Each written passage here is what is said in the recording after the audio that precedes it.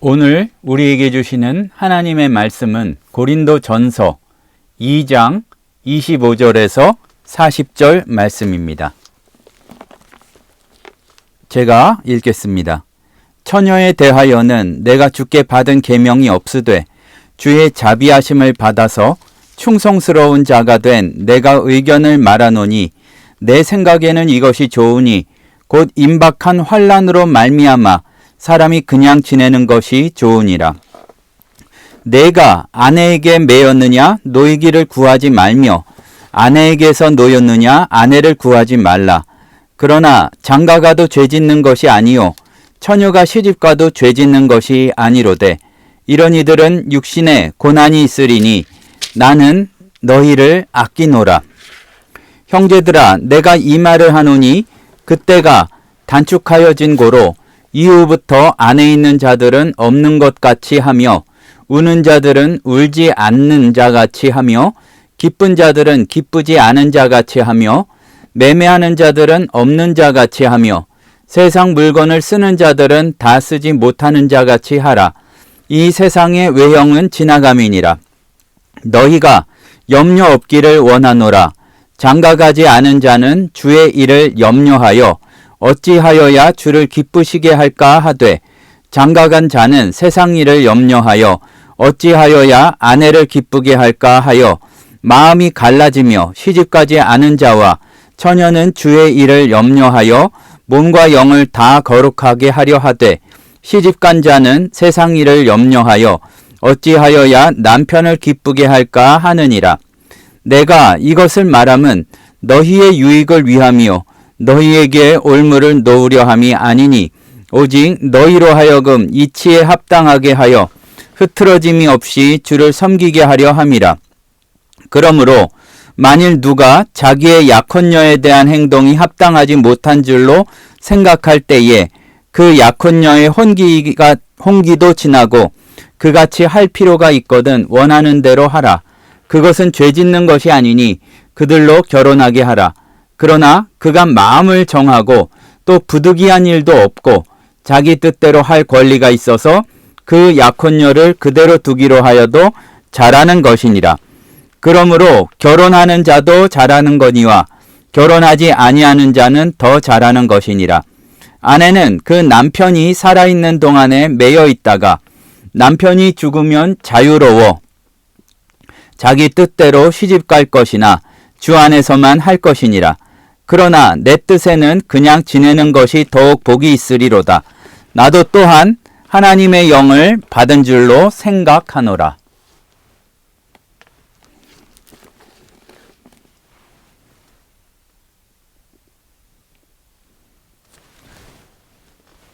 우리가 계속해서 고린도전서 말씀을 살펴보고 있습니다.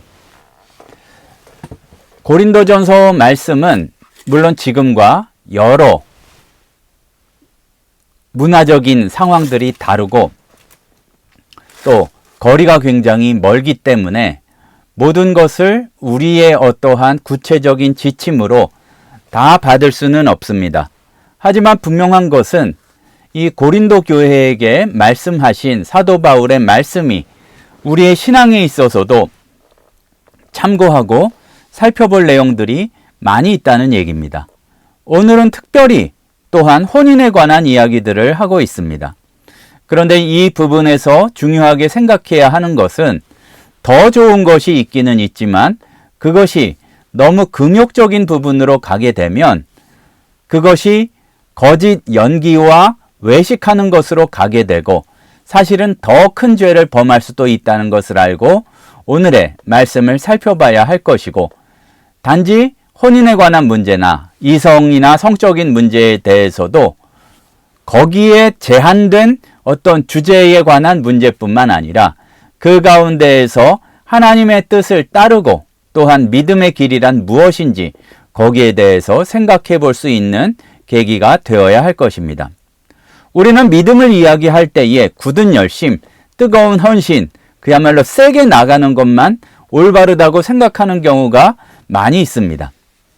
하지만 우리가 나 자신이 인간이기 때문에 인간의 마음을 잘 알지만 어느 정도는 알지만 우리의 실제 마음은 그렇게 단순하지 않은 경우가 많이 있습니다. 겉으로는 주님을 위한다고 하지만, 그래서 헌신하고 긍욕적이고 다드리고 그런 것 같지만 마음의 중심은 엉뚱한 곳을 향해서 달려갈 때가 참으로 많이 있습니다. 오늘 사도 바울은 그 혼인에 관한 이야기를 하면서 이러한 인간의 이중적인 모습을 예리하게 파고들어서 우리에게 전하고 있습니다. 신앙이라는 이름으로 자기를 그럴듯하게 겉모습으로 포장하기도 하고, 또 경우에 따라서는 내 기준을 가지고 남을 함부로 판단하는 것도 문제가 됩니다. 그리고 남이 하는 금욕은 대단한 거로 추어 올리면서도 내가 그렇게 하지 않는 그런 모습을 보일 때도 많이 있습니다. 그리고 참으로 중요한 것은 사람을 자유롭게 하는 것이 본질인 복음이 어느새 사람을 불편하게 만들고 올가매는 규칙으로 변하는 그러한 감옥과 같은 것이 될 수도 있음을 오늘 사도 바울은 이야기하고 있습니다. 우리가 분명히 알아야 할 것은 성경이 무엇을 말씀하고 있는가?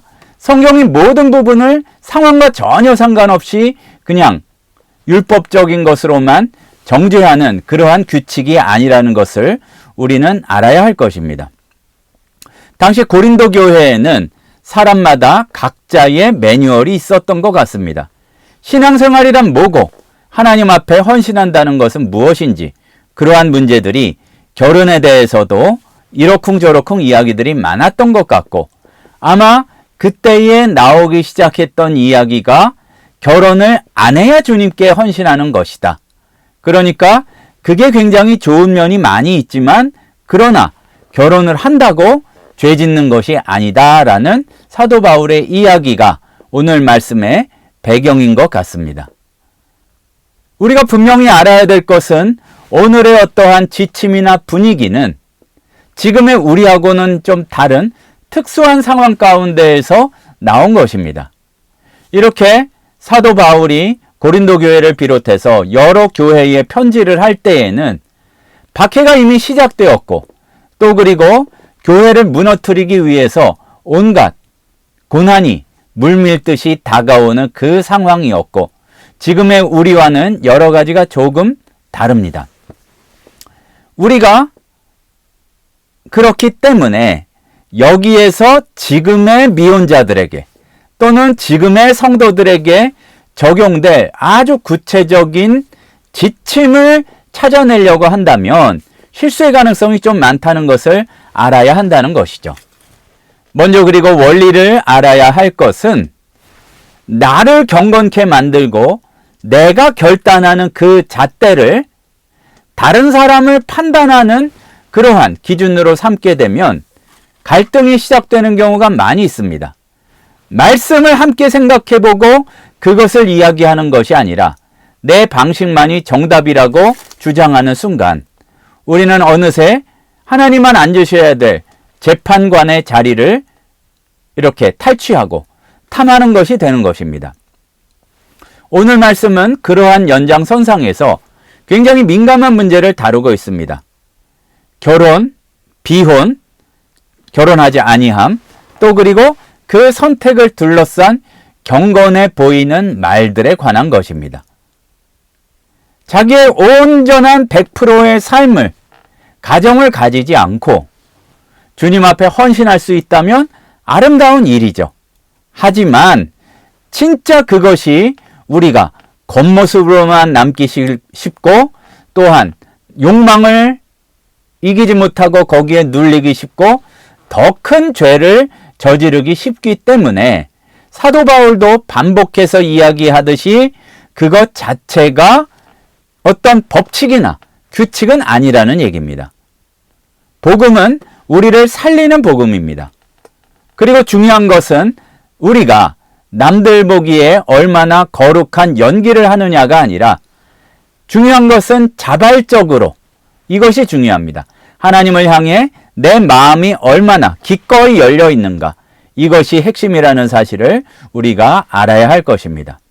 오늘은 혼인의 문제를 다뤘지만 교회에서 봉사하는 일이나 또 물질적으로 그런 의미로 헌신하는 일도 마찬가지입니다. 그것을 통해서 얻고자 하는 다른 우상과 같은 것이 있는 것이 아니라 기쁘게 기꺼이 드리는 것은 그것은 규칙으로 정할 수 있는 것이 아니라 마음에 주시는 대로 하게 되는 것이란 얘기입니다. 사도 바울이 오늘 말씀 가운데서도 아주 조심스럽게 이야기를 시작하는 것은 주님의 직접적인 명령은 없다. 혼인에 관해서 그런 것은 없다고 이야기하고 시작하고 있습니다. 물론 당시의 상황 가운데에서 더 좋은 선택은 있기 때문에 사도 바울이 그것을 조언하고 있지만 워낙 성도들이 존경하니까 그 이야기를 주님의 명령인 것처럼 오해해서 또 다른 규칙으로 그리고 1등급 신자, 2등급 신자를 나누는 그런 기준으로 적용시켜서는 안 된다는 얘기입니다. 우리가 또 오해하지 말아야 될 것은 이러한 사도 바울의 태도는 신앙을 느슨하게 하라는 것이 아니라 진짜 복음의 본질이 무엇인지를 나타내 보여주는 것입니다. 그러니까 우리는 눈에 보이는 것만 지키고 눈에 보이지 않는 것들은 내 멋대로 하려고 하는 심성이 있어요. 겉으로는 하나님의 율법을 지키는 것처럼 보이려고 하지만 속으로는 하나님을 인정하지 않고 내가 바라는 것을 얻으려는 그런 마음이 있다는 이야기입니다. 그래서 사도 바울은 굉장히 솔직하게 이 말씀을 전하는데 내가 이러한 말을 하는 거는 여러분의 유익을 위해서이지 덫을 놓고 올무를 놓고 꽁꽁 묶으려 위한 것이 아니라는 것을 이렇게 전하고 있습니다. 우리가 또 오해하지 말아야 될 것은 여기에서의 유익은 단지 편하고 좋은 것이 아니라 한 사람의 삶과 공동체 전체가 하나님께 집중하고 더 헌신하고 섬길 수 있도록 돕는 것을 의미합니다. 그런 반면에 꽁꽁 묶어버리는 올무덫은 겉으로는 거룩해 보이지만 실제로는 통제하게 만들고 죄책감을 심어주고 그리고 더 엄청난 죄를 저지르도록 만들고 남과 비교하게 되는 그런 함정을 말하는 것입니다. 우리는 이 겉껍데기의 속임수에 넘어가지 말아야 할 것입니다. 사도 바울은 지금 어려움이 닥쳤기 때문에 가능하면 바꾸려고 하지 말고 현재의 상태를 유지하는 게 좋겠다고 조언합니다. 또 우리가 여기에서 저지를 수 있는 실수는 우리의 상황을 생각하지 않고 이거를 모든 우리의 구체적인 상황에 적용하려고 그러면 문제가 되는 거죠. 사도 바울의 말씀은 단지 개인적인 고민을 넘어서서 이 핍박을 앞두고 있었던 교회의 상황과 불안정한 그때의 모습들을 염두에 둔 것입니다. 그러니까 우리가 질문 던지고 말씀을 통해 고민하고 기도로 물어보고 늘 선택해야 될 부분은 지금 내가 살아가는 이 삶 가운데 하나님의 성도답게 살기 위해서 뭐가 가장 지혜로운지 거기에 대해 물어보고 답하고 순종하고 그렇게 나아갈 필요가 있습니다. 사도 바울은 아주 날카롭게 지적을 합니다. 때가 얼마 남지 않았다. 물론 이거를 옛날 얘기야 하고 우리가 함부로 버릴 수 있는 것은 아닙니다. 하나 분명한 것은 믿음을 지키기에도 어려운 마지막 때가 당시에 엄청난 환난들이 다가왔기 때문에 이 세상을 평범하게 살아가면서 늘 살듯이 더 내가 안전하기 위해서 더 무엇인가를 얻기 위해서 쥐려고 하는 그 손에 힘을 빼라는 것이 핵심입니다. 우리가 세상의 욕심, 나의 욕망에 휘둘리는 이유는 그냥 어떠한 나의 취향을 넘어서서 그것을 믿는, 그것을 우상 삼는 거죠. 근데 조금 더 일상적으로 말한다면 안전과 가치의 이유가 그러한 소유가 되어버렸기 때문입니다. 그러니까 앞으로 내가 나이 들면 어떻게 살아? 그러니까 나이 든 노후를 위해서도 재물을 모아놓고 또 여러 가지를 위해서도 또 이렇게 가족을 꾸리고, 그게 당연하지만 분명한 것은 이 세상의 겉모습들은 지나간다는 것을 알고, 또 다시 한번 점검해 봐야 될 것은 경건을 연기하지는 말고 늘 마음을 들여다보면서 우리가 한 걸음 한 걸음 나아가야 되겠다, 이 얘기입니다. 사도 바울은 계속해서 염려라는 단어와 표현을 쓰고 있습니다. 그러니까 이해가 갑니다. 온 가족이 100% 주님 앞에 헌신하기가 더 어렵기 때문에 결혼한 사람은 배우자를 기쁘게 하려고 하고, 또 가장은 또 온 가족을 그야말로 먹여 살리기 위해서, 뭐 가장만이 아니죠. 그야말로 갈수록 어려워진 삶 가운데에서 그 어떠한 생활 수준을 유지하기 위해서 세상의 일을 염려하고, 그렇지만 혼자 살면 주님을 기쁘게 하려고 주의 일을 염려한다고 하고 있습니다. 사도 바울 말씀이 맞는데 이게 상황과 시대에 따라서는 또 달라지기도 합니다. 혼자 살면서 완전히 개인적으로 이기적으로만 사는 사람은 또 얼마나 많습니까? 그렇기 때문에 거봐, 혼자 사는 게 영적으로 더 좋아, 훌륭해, 이렇게 결론 내리면 안 된다는 얘기입니다. 우리가 우리의 현실을 말씀을 통해 구석구석 정직하게 들여다보면 겉으로는 경건해 보이지만, 그러나 속을 들여다보면 전혀 다른 의도, 마음이 자리 잡고 있을 때가 얼마나 많은지 모릅니다. 봉사와 또 그리고 경건해 보이는 모습이 좋지만 그 안에는 인정받고 싶은 욕심, 나아 보이고 싶은 경쟁심, 그리고 세상에 내가 부러워하던 사람들을 떠올리면서 이제는 내 마음대로 즐겨도 돼 하는 그 마음이 우리를 사로잡을 때가 참으로 많이 있습니다. 이렇게 굉장히 교묘한 착각에 빠지면서 내 욕망에 신앙이라는 그럴듯한 포장지를 씌우는 경우가 많이 있습니다. 그리고 내가 좋아서면서 우리가 이거를 정말로 예민하고 세밀하게 들여다볼 수 있어야 되는데, 내가 바라는 거면서 자꾸 하나님의 영광을 파는 경우도 많다는 얘기입니다. 이게요, 양쪽 측면으로 다 있는데, 육체의 욕망에 끌려가면서 사람이니까 어쩔 수 없다고 합리화하면서 되게 멋있죠, 말은. 가슴이 이끄는 대로 가라. 또 거꾸로 굉장히 겉으로는 경건한 채 하지만 정죄에 쩔어서 다른 사람 공격하는 데에 쩔어서 사는 경우도 있습니다.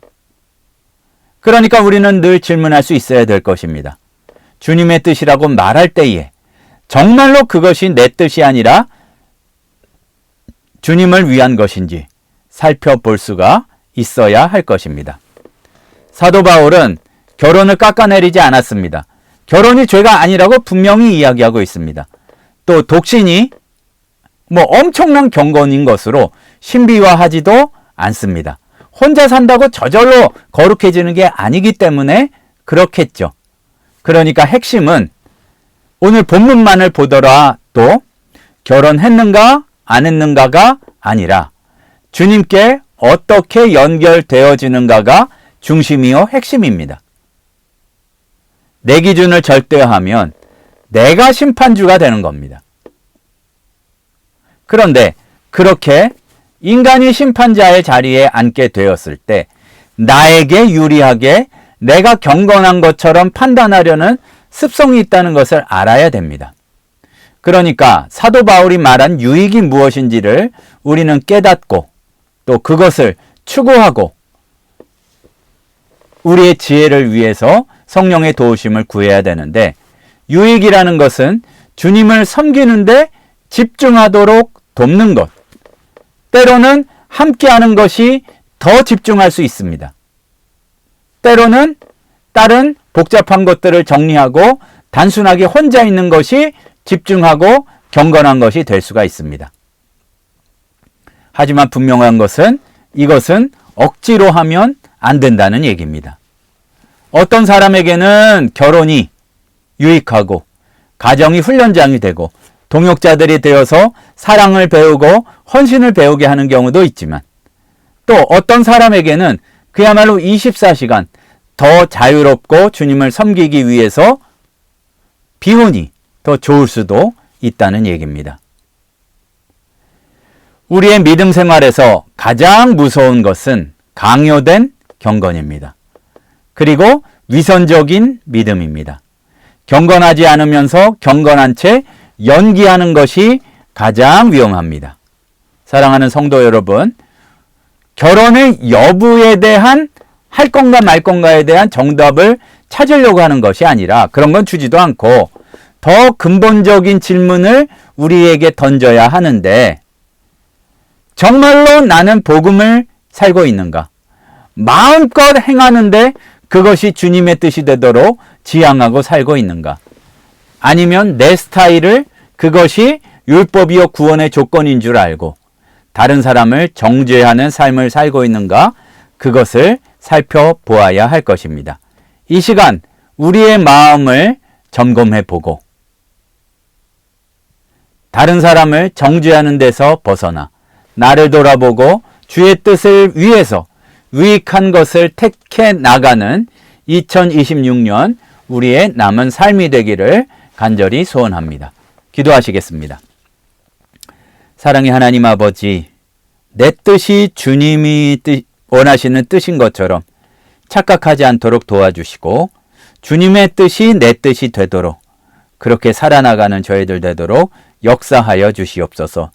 나와 다르다고 정죄하지 않도록 도와주시고 늘 점검하고 돌아보며 주의 뜻을 걸어갈 수 있는 저희들 되도록 인도하여 주시옵소서.